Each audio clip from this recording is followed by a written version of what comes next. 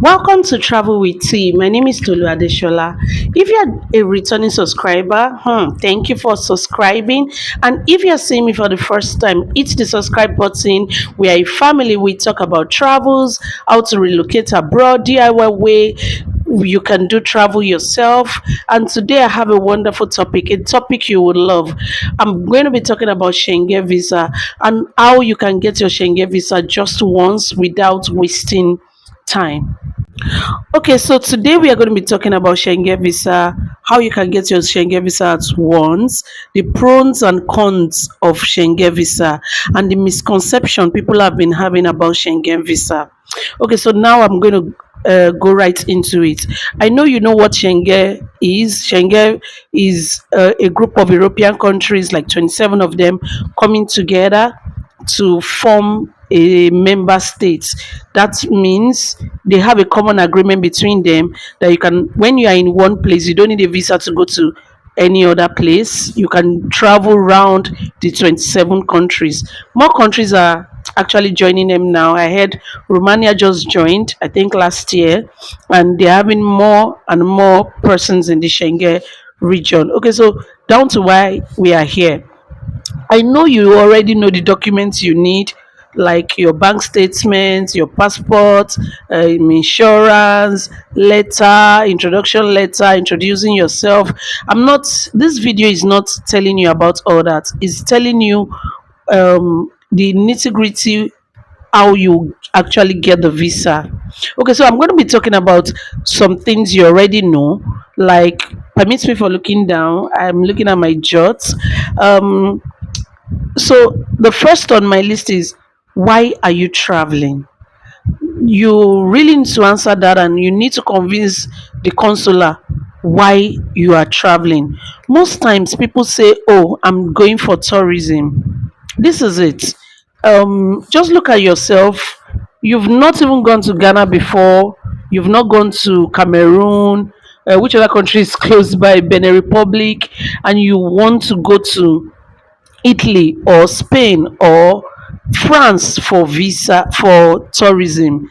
It sounds absurd because you're actually starting from the top. You've not even visited African countries close to you, not even South Africa or Madagascar or all those things close to you, and you're telling them you are going for tourism, and the first ever place you want to go to is France or is Italy or is Germany. you know it sounds absurd. It sounds like you really don't know what you're doing, even if you have all the reasons, like the bank statements, the money, everything. You may still not be getting a visa for these reasons. If it's your first time and you actually want to go to a Schengen region, your reasons should not be um your reason should not be tourism. Your reason should be a reason. Probably you're visiting a family member, or you are going for a conference, or you're going to visit your husband. A, a reason that is tangible. Yes, tourism can come alongside, because the visa you even take when taking all those kind of visas are tourist visas. But you should have a cogent reasons other than tourism, especially if it is your first time especially if it is your first time you are traveling. Why some agents really ask you to get travel history is for you to be able to convince the consular that, oh, I've traveled in the past and I've come back. Even if I travel this time, I'm going to return. When talking about a visiting visa. Okay, so another thing I'll be saying is, the second thing I'll be talking about is travel history. Is travel history really necessary for a Schengen visa? I would say yes, and I would say no, it's not, because I've seen a case whereby people got a tourist Schengen visa, and that was the first ever place they have traveled to. Like I said, the first point, it depends on the reason why you are traveling. Why are you really traveling? If it is a cogent reason, that can be your first time. But if it is just for tourism purpose, then for you to get that visa, it will be very slim if it is your first time. Then another thing is bank statement. I know we all know that yes, we need the bank statement to apply, and we say, oh, I have 20 million in my account, I have 10 million in my account. Okay, some people we have 5 million in their account and they would automatically think about a Schengen visa. 5 million into euros, into pounds, if you calculate it, is almost nothing. It's actually less than 2,000, or is less than 3,000 US, is less than 3,000 euros. Permit me, not dollars, euros. It's actually less than 3,000 euros if you have that kind of amount. And for you to travel, you must be able to show that you have more than enough. That means you're comfortable where you are right now, and you can travel and it's not going to affect you. And the consular also wants to know how this money is gotten. It's not just enough for you to have 100 million in your account and you have no proof for it. You must be able to show them proof on how you got that money. You must be able to to show the kind of work you do. How can you show that? By showing your, probably if you're a business person, your business certificate.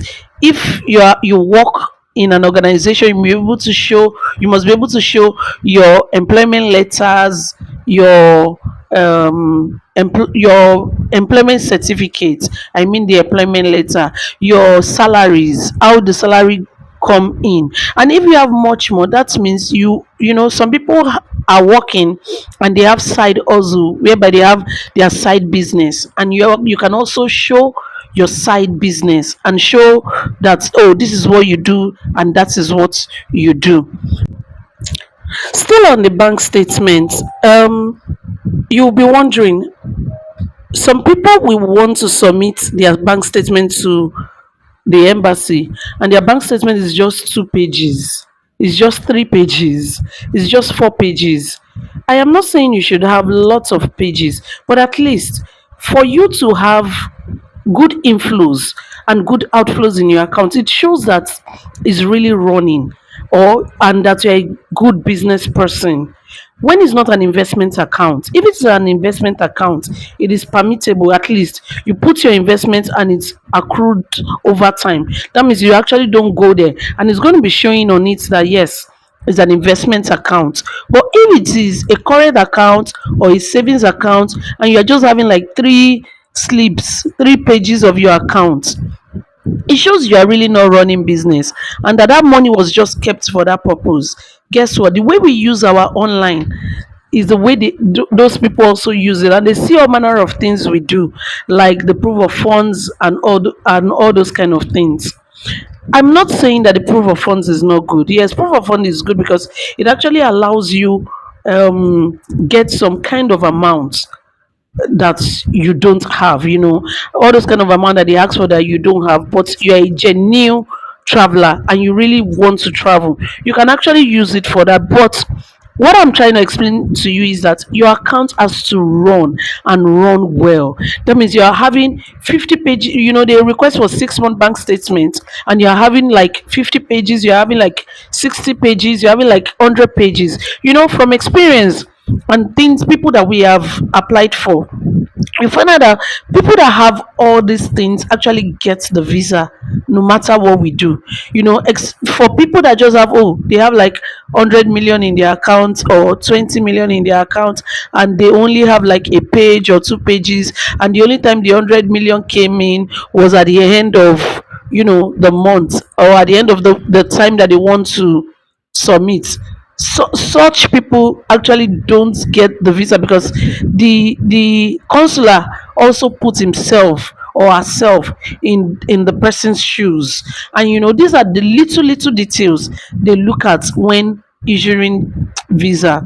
We had a conference in Italy by May, and 10 people actually came for the submission of that visa. All 10 people submitted the same thing, the same bank statement, the same, insurance. Almost everything was the same. What was different? The difference in the account was the inflows of the account. Everybody had money in their accounts, but not everybody had the kind of inflow the other person has. So this is a very important detail that people omit in their bank, when submitting their bank statement. For the travel history, sorry, I'm going back to the travel history. For the travel history, if you don't have travel history, then your reason for traveling must be much more than tourism. Just like I've said, must be much more than tourism. Are you looking to go to maybe Rome, maybe France, Germany for holiday, and you're trying to know how to put up that package for the visa?